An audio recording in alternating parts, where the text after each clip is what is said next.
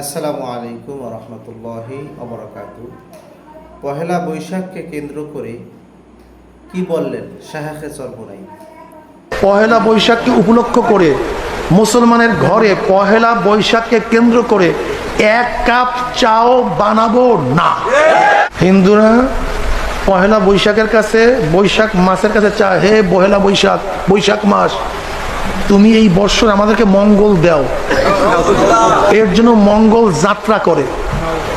সম্পূর্ণ শিরক, সম্পূর্ণ হিন্দুদের কৃষ্টি কালচার, সম্পূর্ণ হিন্দুদের সংস্কৃতি।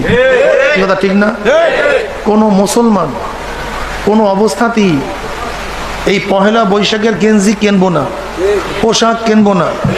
পহেলা বৈশাখকে উপলক্ষ করে মুসলমানের ঘরে পহেলা বৈশাখকে কেন্দ্র করে এক কাপ চাও বানাবো না। এক কাপ চাও না। আগে খাবো, পরে খাবো। পোশাক আগে কিনবো, পরে কিনবো।